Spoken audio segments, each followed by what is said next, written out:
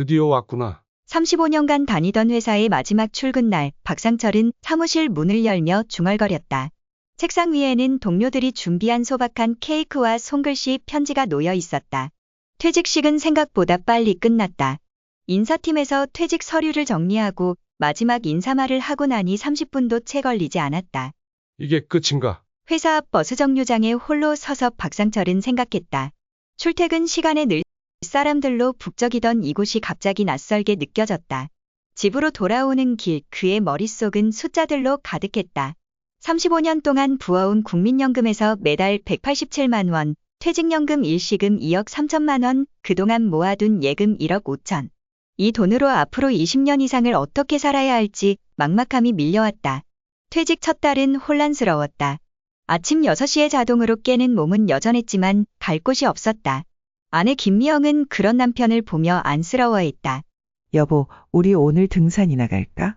아니, 난 좀 쉴게. TV 채널만 돌리며 하루를 보내던 어느 날 우편함에 첫 연금 입금 통지서가 도착했다.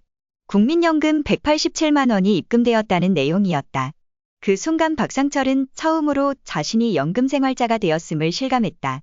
미영아, 이제부터 우리는 매달 연금으로 생활해야 해. 계획을 세워야 할 것 같아. 박상철은 노트를 펼쳐 가계부를 작성하기 시작했다. 아파트 관리비 30만 원, 공과금 25만 원, 식비 60만 원, 의료비 20만 원. 기본 생활비만 해도 150만 원이 넘었다.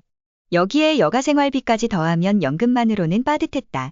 이대로는 안 되겠어. 퇴직금을 어떻게 활용할지 전문가의 조언이 필요해. 재무설계사와의 만남금융권에서 일하는 조카의 소개로 재무설계사 윤지연을 만났다. 윤지연은 박상철 부부의 재정 상황을 꼼꼼히 분석했다. 박상철님, 연금과 퇴직금을 어떻게 운용하느냐에 따라 노후 생활의 질이 크게 달라질 수 있어요. 일단 세 가지 바구니로 나눠보는 건 어떨까요? 안전자산, 수익자산, 그리고 생활자금으로요. 윤지연의 조언대로 퇴직금 2억 3천만 원을 세 부분으로 나누었다. 1억 원은 안전자산으로 예금과 국채에 투자했고 8천만 원은 수익자산으로 배당주와 리츠에 분산 투자했다. 나머지 5천만 원은 2년간의 생활비 보조금으로 따로 빼두었다. 매달 국민연금 187만 원의 투자 수익금으로 약 30만 원 정도를 더하면 기본 생활은 가능할 거예요. 하지만 여행이나 취미 활동을 위해서는 추가 수입이 있으면 더 좋겠네요. 퇴직 후 3개월, 우연한 기회에 박상철은 동네 카페에서 은퇴자 모임에 참석하게 되었다. 그곳에서 만난 김영호는 퇴직 후 다양한 활동을 통해 용돈을 버는 방법을 알려주었다. 요즘은 시니어 모델도 있고 실버 강사도 있어. 내 경우엔 평생 건설 현장에서 일했던 경험을 살려서 직업전문학교에서 주 2회 강의를 해. 한 달에 120만 원 정도 벌어. 박상철은 자신의 경력을 돌아보았다. 대기업 구매팀에서 일했던 그의 전문 분야는 협상과 원가 분석이었다. 제가 가진 기술로 누군가에게 도움이 될 수 있을까요? 김영호의 소개로 중소기업진흥공단의 시니어 컨설턴트 프로그램에 지원했다. 서류 심사와 면접을 거쳐 선발된 박상철은 한 달에 6일 중소기업의 원가 절감 컨설팅을 돕는 일을 시작했다. 월 50만 원의 활동비가 추가됐다. 이렇게 갑자기 일거리가 생길 줄 몰랐어요. 사회에 여전히 필요한 사람이라는 게 얼마나 기쁜지 몰라요. 박상철은 매달 들어오는 국민연금 187만 원, 컨설팅 활동비 80만 원, 그리고 투자 수익 30만 원을 합쳐 약 300만 원의 월 수입을 갖게 되었다. 여기에 아내 김미영도 국민연금으로 85만 원을 받게 되어 부부 합산 385만 원의 안정적인 수입이 생겼다. 퇴직 1년차 박상철은 연금 관리에 재미를 붙였다. 매주 금요일 저녁은 가계부의 날로 정하고 한 주의 지출을 꼼꼼히 기록했다. 스마트폰 앱으로 투자 수익률도 확인하고 주식 배당금 지급 일정도 캘린더에 표시해 두었다. 여보, 다음 주에 삼성전자 배당금이 들어온대. 그걸로 우리 손녀 돌반지 사주면 어때? 아내 김미영은 남편의 변화가 신기했다. 직장 다닐 때는 가계부에 관심도 없더니 이제는 돈의 흐름을 꿰뚫고 있었다. 퇴직 2년차 여름, 예상치 못한 사건이 발생했다. 글로벌 금융위기로 주식시장이 폭락한 것이다. 박상철의 투자금 중 약 20%가 증발했다. 처음 겪는 자산 가치 하락에 그는 잠을 이루지 못했다. 어떡하지? 이대로 다 잃는 건 아닐까? 불안한 마음에 모든 주식을 팔아야 한다고 생각했지만 재무설계사 윤지연의 조언이 생각났다. 시장이 출렁일 때는 감정적으로 판단하지 마세요. 장기 투자 관점을 잃지 마시고요. 결국 박상철은 주식을 팔지 않기로 결정했다. 오히려 생활비 보조금에서 1천만 원을 더 투자했다. 6개월 후 시장은 회복되었고 그의 투자금은 오히려 위기 전보다 15% 증가했다. 위기가 곧 기회라는 말이 맞았어요. 덕분에 내년 해외여행 경비가 마련됐네요. 연금 생활이 안정되자 박상철은 젊었을 때 하지 못했던 취미생활에 도전했다. 동네 문화센터에서 시작한 수채화 교실은 그에게 새로운 세계를 열어주었다. 처음에는 그림을 그리는데 돈이 많이 들 줄 몰랐어요. 물감, 붓, 종이, 재료비가 만만치 않더라고요. 아내 김미영도 요가 클래스에 등록했다.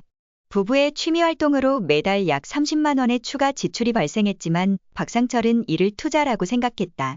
건강하게 오래 살면 그만큼 연금도 더 받을 수 있잖아. 이건 우리 몸에 대한 투자야. 퇴직 3년차 박상철은 연금 관리와 컨설팅 일을 통해 얻은 경험을 바탕으로 자녀들에게도 재정 조언을 해주기 시작했다. 아빠, 요즘 부동산이 좋을까요? 주식이 좋을까요? 아들 상우가 물었다. 정답은 없어. 다만 내가 배운 건 한 바구니에 모든 계란을 담지 말라는 거야. 분산이 중요해. 딸 상미는 아버지의 변화에 놀랐다. 아빠가 이렇게 재테크에 관심이 많았다니 새롭네요.